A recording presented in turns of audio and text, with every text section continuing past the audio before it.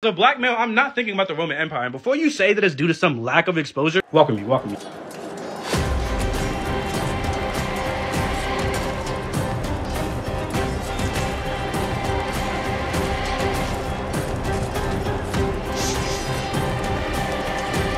This is Sparta, man.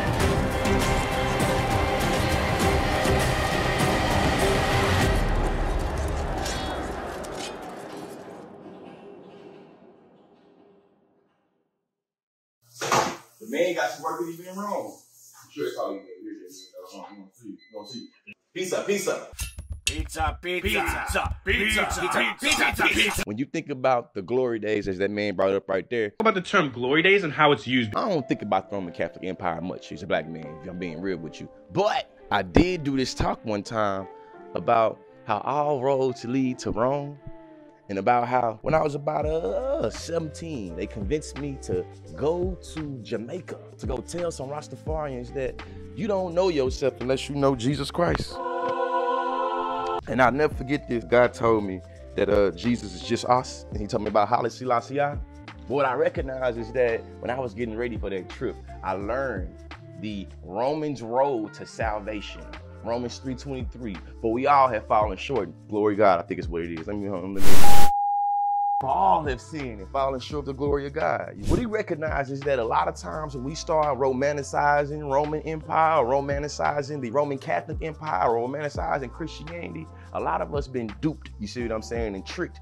And nah, I'm playing too much now, but listen though, for real. Education is elevation. Thank you for tuning in. Like, share, subscribe right now. Let's get into this video, man. Now that we done had us a nice little outfit change so I can talk to you comfortably now, you feel me, and get out of the gimmicks. What we know is that it's two sayings that we've always heard growing up, you feel me? Shout out to bro getting that, you know, the glory days, but thinking about how when you in Rome, you do as Romans do, and that wonderful Roman road, you feel me? Or that wonderful way and how we acknowledge that all roads lead to Rome. Before we get into that old Bible, you see what I'm saying? Let's acknowledge that the historical context behind all roads lead to Rome as the historical context of sensationalizing how wonderful the road network was during the height of the Roman Empire. We also acknowledge that the Romans were renowned for their road building skills. Road work ahead? Yeah, I sure hope it does. When we talk about all roads leading to Rome, I would argue it's about a romanticized, sanitized, you feel me, very homogenous history of whiteness, white people figuring out, you see what I'm saying? They came from who they came from. What we thought was funny is that when black people, you feel me, we started rocking unks and we started talking about how we was kings and queens, the white version of that is talking about Rome, Greece, Sparta. We talk about all roads lead to Rome. This phrase reflects the reality that the Roman road network during the height of the Roman Empire, the Romans were renowned for their road building skills, and they constructed an extensive system of roads that radiated out of the city of Rome to connect to various parts of the empire. The roads were well engineered, facilitated efficient transportation and communication. The saying, all roads lead to Rome, was used to emphasize the idea that no matter where you were in the Roman Empire, you could find a road that would eventually lead you to the city of Rome. It highlighted the centralization of power, authority in Rome during that time. And think about it like this. The Roman Empire was so transcendental in its power and its influence that to this day, when Christian evangelicals go out and travel the world, they use the Romans' road to salvation in order to literally convert. And what I know, like I mentioned when I was outside, is that this underdrop, Romans 5:8. Romans 6:23, Romans 8:1, Romans 10:9, Romans 12:2. We know that all of these books, all these verses in the book of Romans, I don't think it's coincidental that we still find ourselves romanticizing the Romans.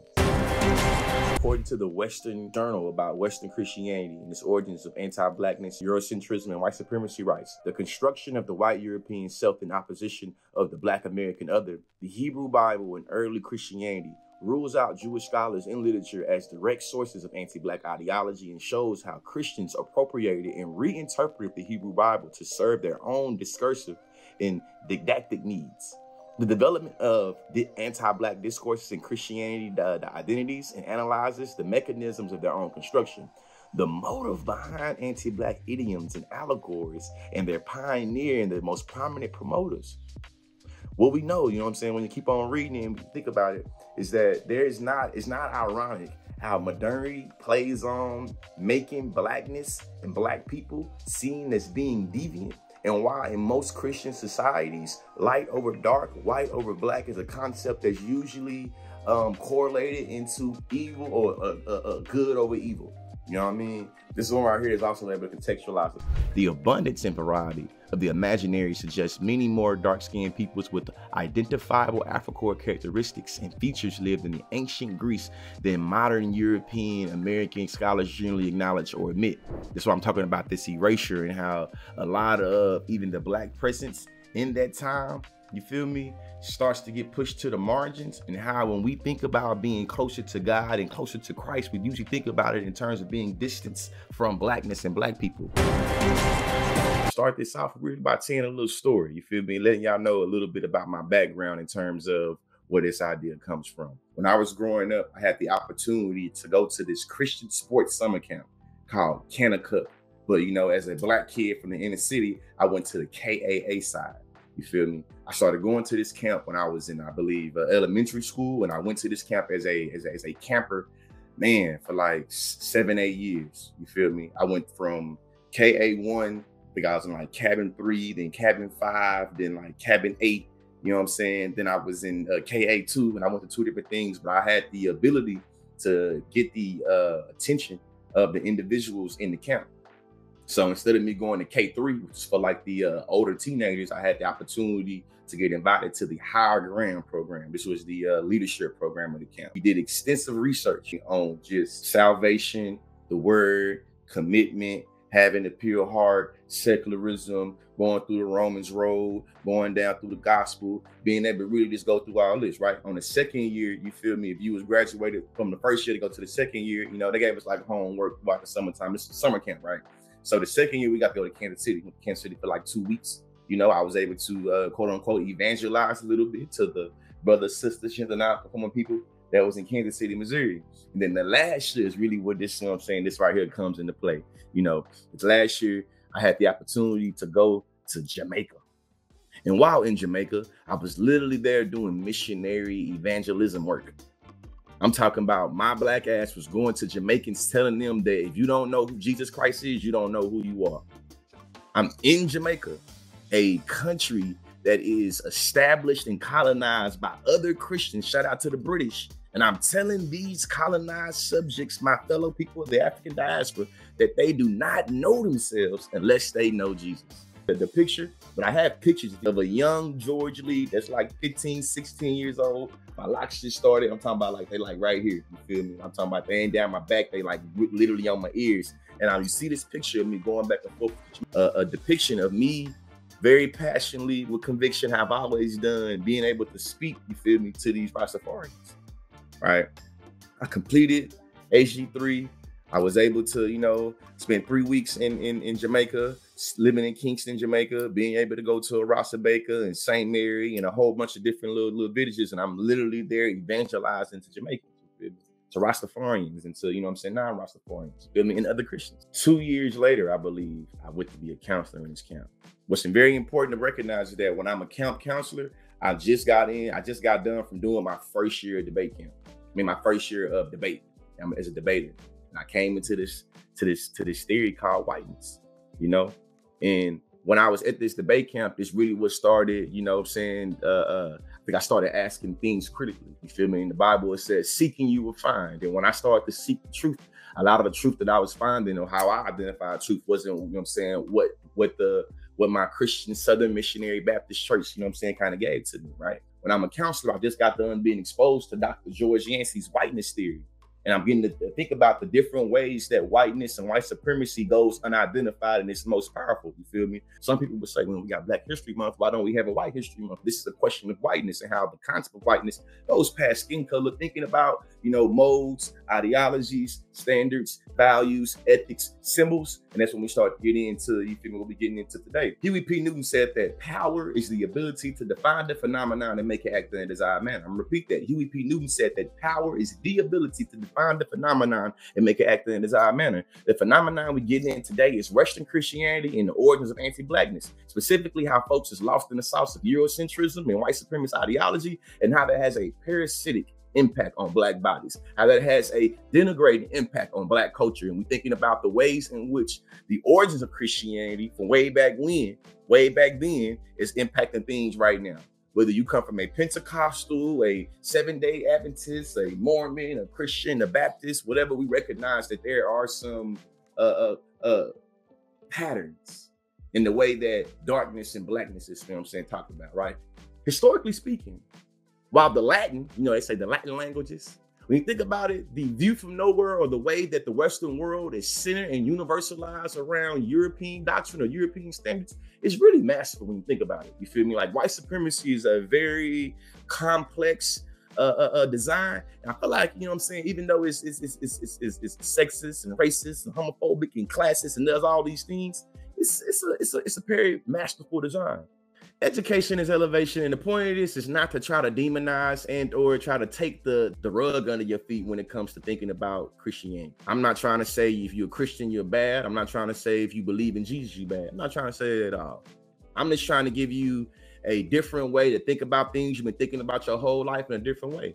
I'm just trying to give you a way to investigate the ways in which you come to recognize divinity and the devil, and how it's always through a paradigm of darkness and lightness, and how that paradigm has an impact on other people. To this day, there are a lot of well-meaned white people and people of Christian, you feel me, belief that are going throughout the world and exploiting other underdeveloped global South, third world countries under the guise of, hey, I'm about to bring y'all to Christ. I'm about to bring y'all, you feel me, the good news. And listen, I ain't asking you for nothing.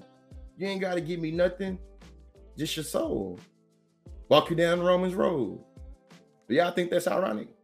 Hey, consciously, don't you think this applies to all people that go through this idea of secular versus non-secular? No, it's different when you're coming and you have your literal being, you feel me, that is being called into question, your literal being that is being demonized. Blackness, to these specific contexts, initially is presented without any ethnic association with African people. I'm gonna repeat that because we don't have to sprinkle some nuance, because I recognize the way that race is a social construct. You feel me? The social construct of race, it wasn't necessarily during antiquity times. This right here is for us to investigate and theorize the way that symbols and the way that meaning is projected onto other symbols. So when I think about it like this, the study that I'm coming from viewed the symbolic use of color as black as a prerequisite for the eventual substitution of the literal Ethiopian or the literal African in a symbolic melis in a later Christian discourse. The allegoric idea of evil as black, for example, provides a semantic framework that invites the word black into service as a define a host of related concepts: filthy, depravity, corruption, ignorance, and so forth. This expanding is the note of scope and authority. This scholar of religion, his name is Mutki Barton, he offers a useful catalog of the some deeply negative meanings in the word that black conveys. He pointed out, you feel me, facts over feelings, research over me search. These are not my feelings. These right here is coming from, you to feel me, some black and white, quote unquote, you know, no pun intended. The New Oxford Dictionary lists 36 uses of the term black. Black as day, future black, black mule, black humor, black look, black as sin, black books, black coats, sign of mourning, look of the black, look on the black side, not as black as one as painted, black out, black and white, good and bad, black art, black weed, black box, black death, black box. Keep on going on, right? You get the point, right? The dictionary gives us one positive use in black, not owing any money. In fact, every language of black, we see that there is something negatively simply to add to the term black. So we have to ask ourselves sometimes, how does this impact in our relationship to black people? When we think about how colorism impacts our society, we can recognize that when we're talking about political, social, economic implications, people that have darker skin, their darker skin impacts their access, their resources, and their accessibility. We know that there are multiple studies that shows that dark-skinned Black people are statistically sentenced more time than their light-skinned counterparts, even in terms of Blackness. So when we start to think about the ways in which we've been indoctrinated to view darkness and Blackness as always already being evil or deviant, we see that it has a material impact onto Black people. What the hell all this mean though, right? Have y'all ever thought critically about the Romans road? The Romans road to salvation? It being the way of explaining the good news of salvation using verses from the book of Romans. It's simply yet a powerful method of explaining why we need salvation, how God provided salvation, how can we receive salvation, and what are the results of salvation. And you know what I'm thinking of now, this internal link, and what I was able to think about as a young whippersnapper being like 19 to 20 at that sports scripture summer camp. Colonialism in the world history, all roads lead to Rome. All roads lead to Rome is a Christian colonial propaganda, some gangster shit that says get down or lay down.